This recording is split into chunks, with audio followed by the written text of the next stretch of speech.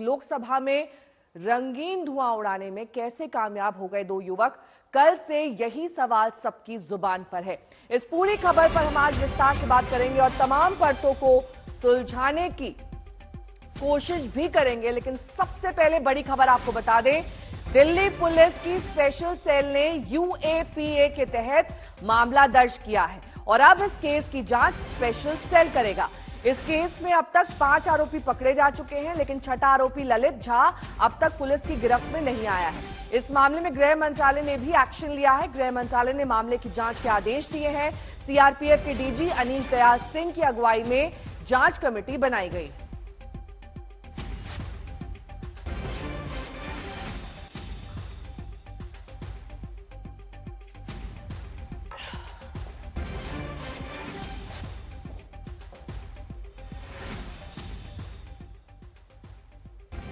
तो सूत्रों के हवाले से जो खबर आ रही है वो आपको बता दें। सोशल मीडिया पर एक दूसरे से सभी आरोपी जुड़े, इन्होंने पूरी प्लानिंग की।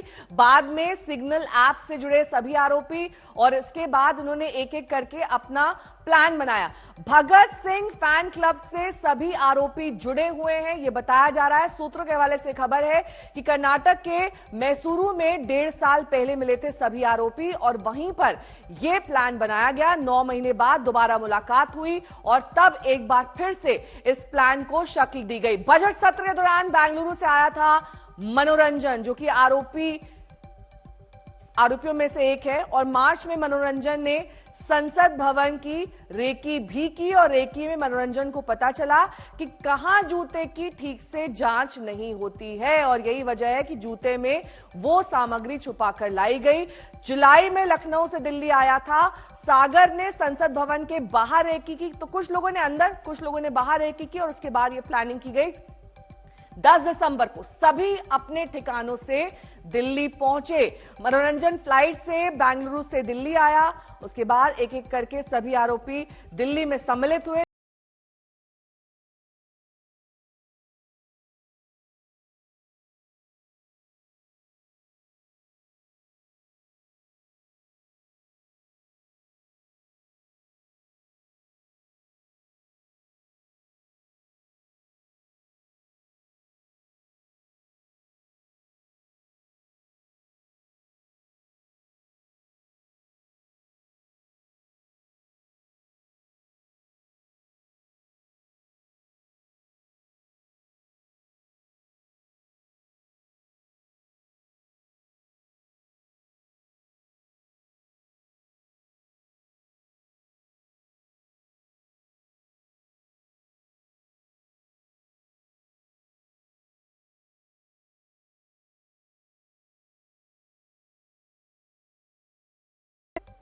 बाहर है, स्पेशल सेल के दफ्तर के बाहर से मेरे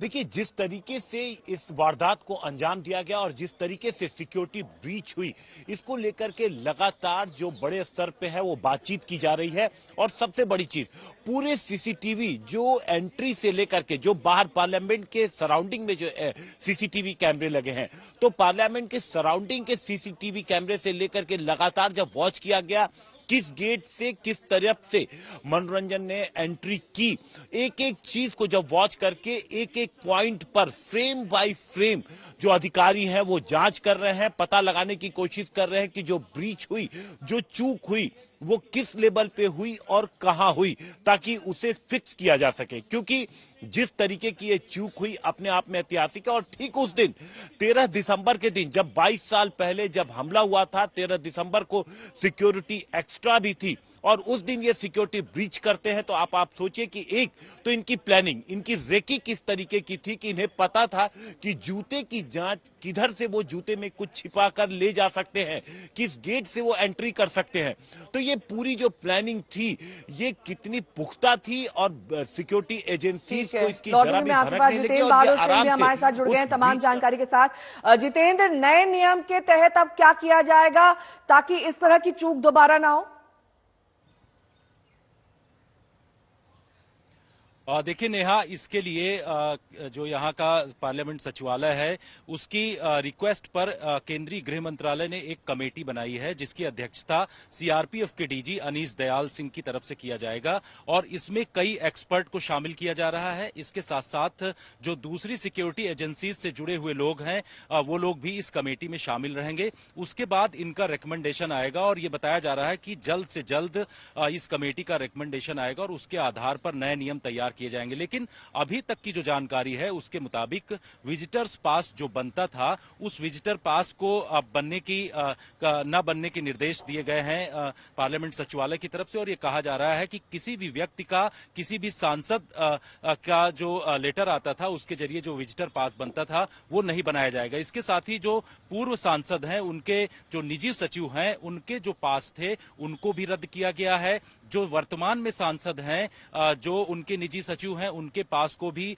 रद्द किया गया है। तो एक सिक्योरिटी के लिए एक बड़ा कदम इस वक्त बढ़ाया जा रहा है। नेहा, आज सुबह से ही जो अलग अलग रास्ते हैं संसद भवन की तरफ आते हैं वहां पर सुरक्षा के कड़े इंतजाम किए गए हैं। मैं इस वक्त ट्रांसपोर्ट भवन की उसी जगह पर मौजूद हूं जहां पर पूरी घटना को अंजाम दिया और यहां पर आप देखिए कि इसी गेट के जरिए जो है दो लोग जो लोकसभा के अंदर दाखिल हुए थे उन लोगों ने यहां पर सिक्योरिटी को धता बताते हुए अंदर चले गए और आप देखिए कि जूते में किस तरीके से उन्होंने स्मोक क्रैकर लेकर के गए जहां पर उन्होंने संसद के अंदर भी धुआं कर दिया। और आप देखिए कि आज यहां पर चेकिंग अलग तरीके से की जा रही है। ठीक है, मैं लौटूंगी आपके पास। आरोपी सागर के घर के बाहर से मेरे सहयोगी समर्थ श्रीवास्तव इस वक्त जुड़ गए हैं तमाम जानकारी के साथ।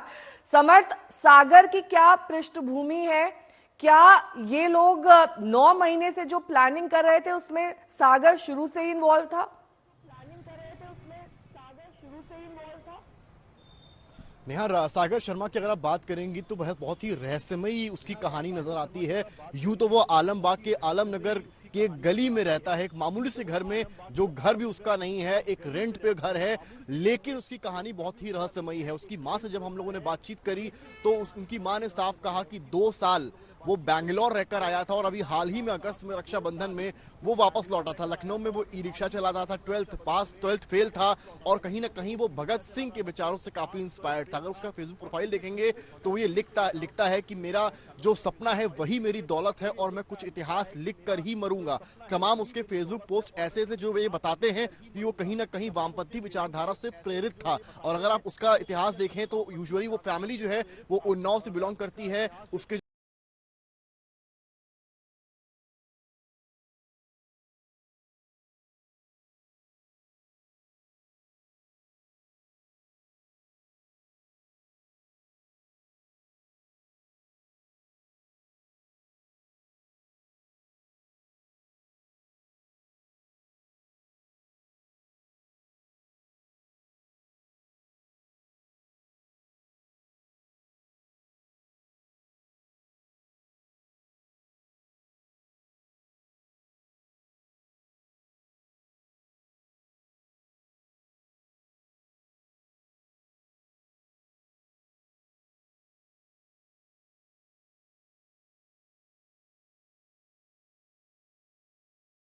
की चीजों में पहले भी इन्वॉल्व रहा है, उसको ऐसा जरूर वो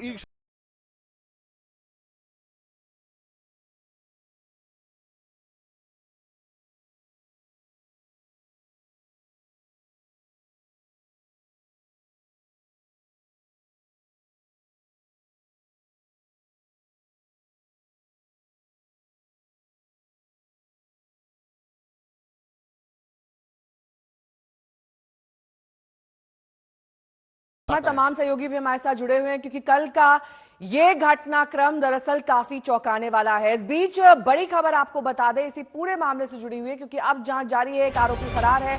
ऐसे में संसद की सुरक्षा को लेकर गृह राज्य मंत्री का बयान सामने आया है। गृह राज्य मंत्री कह रहे हैं कि हमारी संसद सुरक्षित है। निशीथ प्रमाणिक का ये बयान है। गृह राज्य मंत्री हैं और कह रहे हैं हमारी संसद सुरक्षित है। कल के इंसिडेंट के बावजूद उनका यह बयान आया है। उन्होंने कहा कि सुरक्षा में कोई खतरा नहीं है, संसद हमारे लिए मंदिर है।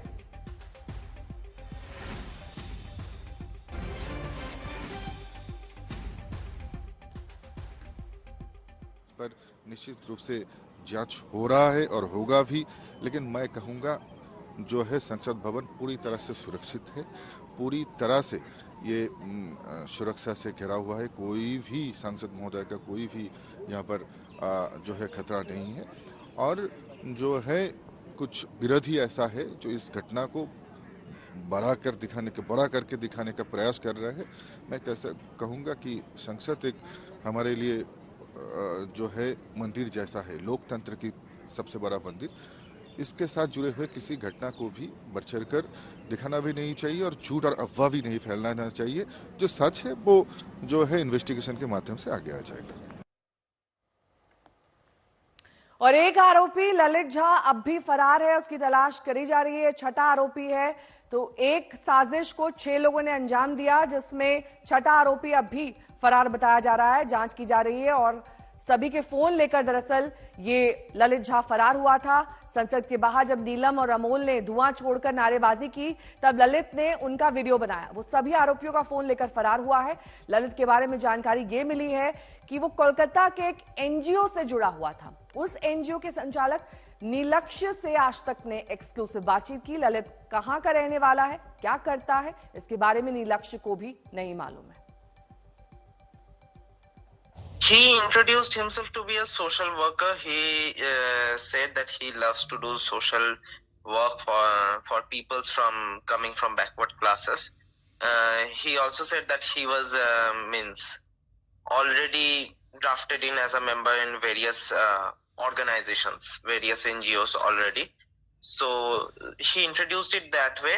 Other than that, he didn't give any kind of backgrounds or whereabouts, that where he is from or what he does for living and all. Doubting, actually there are many members who don't give their backgrounds, but he didn't give any kind of information that where he lives, what he does for living, what his age is, or any ID proof or something like that. And that's the reason we never issued any kind of membership card for him as well, because to issue a membership card, the members have to generally submit one ID proof or the other. But he didn't give any such, or he didn't give any information about himself.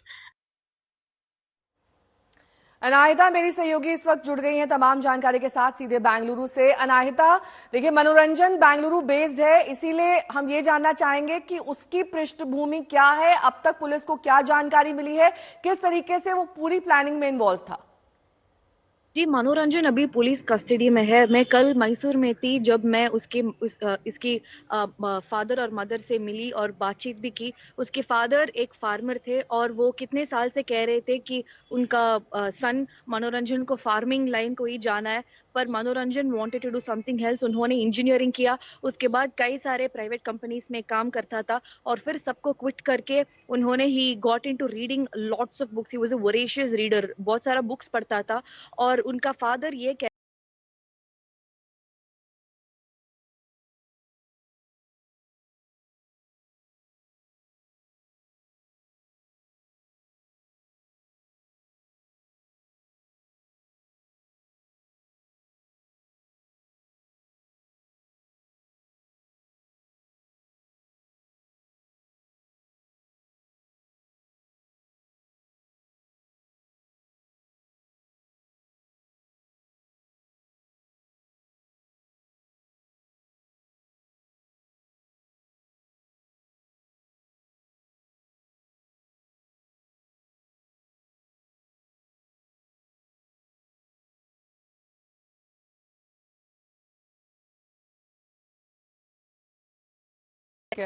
जी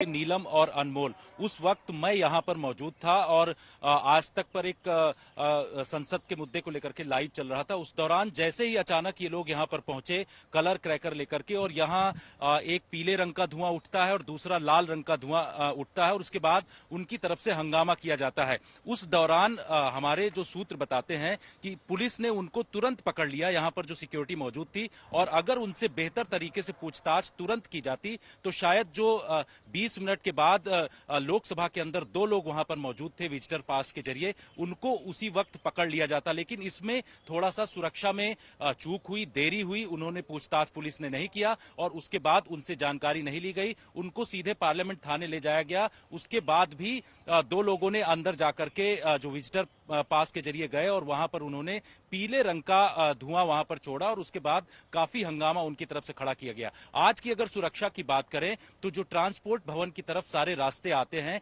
उन तमाम रास्तों में सुरक्षा के ज्यादा इंतजाम किए गए हैं। दिल्ली पुलिस पहले होती थी उन रास्तों पर सुरक्षा के लिए, लेकिन आज पैरामिलिट्री फोर्स भी लगी हुई है, सीआरपीएफ के कमांडोज भी लगाए गए हैं। हर एक व्यक्ति का, जिनका पार्लियामेंट का पास भी है सिक्योरिटी का, उनके तमाम पास इस वक्त चेक किए जा रहे हैं। बाइक वाले जो लोग आ रहे हैं उनके पास जो बैग मौजूद है उस बैग की पूरी तरीके से तलाशी ली जा रही है। तो इस तरीके की आज पूरी यहाँ पर जाहिर तौर पर कई सवाल हैं अभी जिनका जवाब मिलना बाकी है, लेकिन लोकसभा की गैलरी से कूदने वाला सागर लखनऊ का रहने वाला है। सागर की मां के मुताबिक उनका बेटा धरना प्रदर्शन करने की बात करके घर से दिल्ली निकला था। सागर लखनऊ में बैटरी रिक्शा चलाता है। सागर वर्मा जो पार्लियामेंट आरोपी है, पकड़ा गया है, गिरफ्तार किया गया, उसकी मां के साथ मौजूद है लखनऊ में, जो रामनगर में रहती हैं।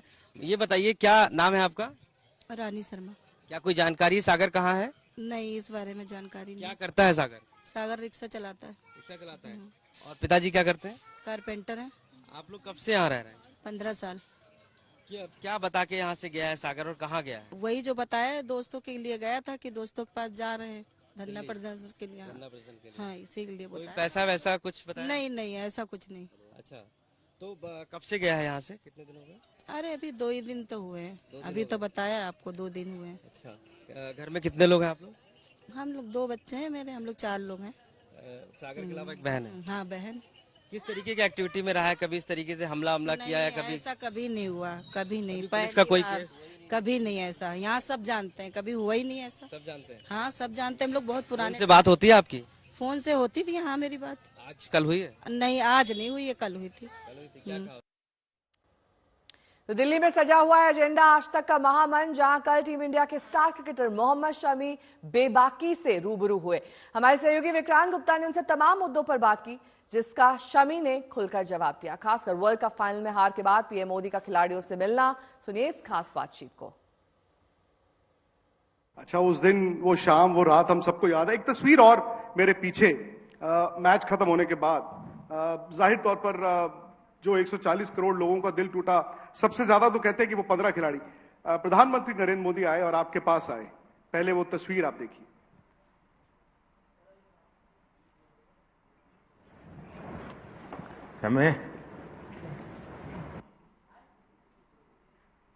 बहुत अच्छा किया है इस बार।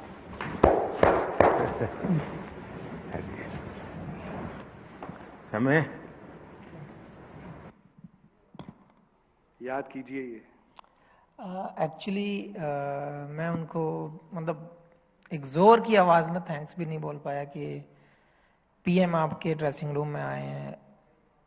हम लोग पता है कि हम टूटे हुए मूड से हैं, टूटे हुए दिल से हैं। मतलब इतना 2 महीने की मेहनत, इतना लंबा टाइम हम लोग इतना अच्छा क्रिकेट खेल कर आए हैं और एक दिन पर डिसाइड हो गया। एक शायद कोई गलती हुई हो या शायद कोई बैड डे रहा हो, उस पर सब डिसाइड हो गया। उसके बाद